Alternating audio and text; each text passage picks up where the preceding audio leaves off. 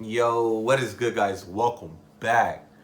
So look, man, I get a lot of DMs, right, on my Viva gaming profile, and it's basically a lot of people are lost. I'm not gonna say you guys are lost, but you guys are kind of afraid to take that extra step, or even just to just do things, just do a whole bunch of things. Don't even be, don't even worry about what other people think. Don't be afraid of their thoughts and instead of answering these DMs solo or honestly just replying to the same questions over and over to different people, I'm gonna just link you guys a video and then just keep on touching subjects to kind of help you guys, motivate you guys, inspire you guys, tips, tricks, and goals and stuff because the game is pretty easy. You just gotta do. You just gotta do, not follow. Not be stuck, not be lost. Find stuff, find passion, find goals, find inspirations. And honestly, just hit those milestones. But in this question, this dude said, "Yo, how's it going? I'm glad at everything you does. At the success of your game, I like how's it growing. I just want to know how do you do it? What inspires you to make a gaming family?" And I get this question often. What inspires you? What motivates you? How did you do this? Why did you do this? And it's crazy because the thought really came from when I was in high school. And I always was a gamer, but I was never this much of a gamer until I went through one crazy event. And this event actually taught me things of to where I thought I was going to die, to where I would have never been playing any physical activity ever, compared to shit, what I do now. So, through high school, I went through an event, which was, I had back surgery, you feel me, through like ninth, 10th grade, like that mid ranges. And throughout that whole event, it was scary, it was crazy, becoming an athlete, not being able to transfer to the school you was originally going to go to play ball just because you're going through this crazy event. It was scary.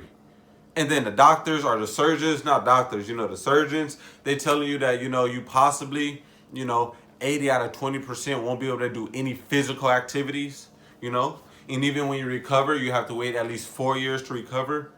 So damn near your high school activities is gone. I would have been a damn potato.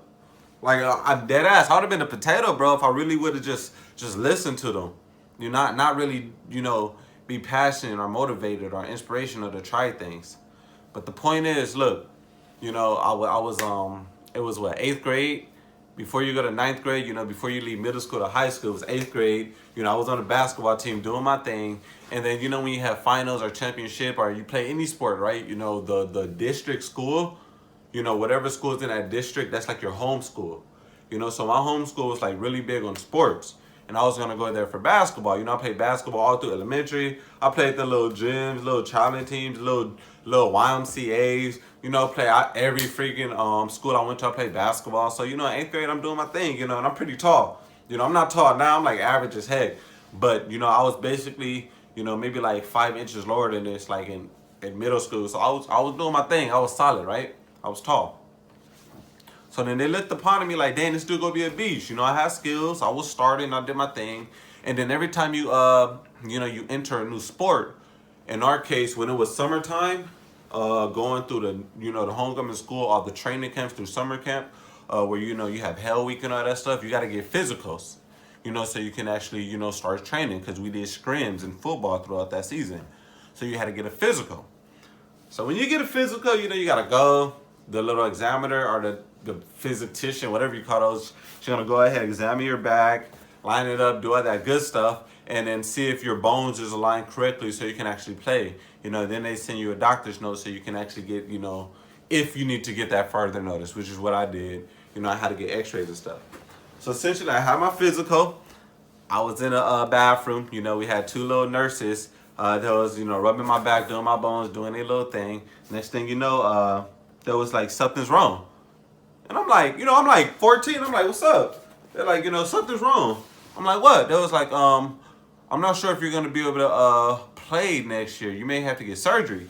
Bro, I'm like 14 years old, so it's not making sense to me, right? Like, I understand what they saying, but like it just don't make sense to me. Like it's not fathoming them correctly because surgery is like, dang, okay, I gotta go to the hospital to get like surgery. I didn't really understand what surgery meant. I didn't know what I was young, so then they were like, we're gonna report you to the doctor. Like, in my head, I'm like, what the hell? I just came to practice to ending off, going to go to the doctor, getting a note to get an x-ray.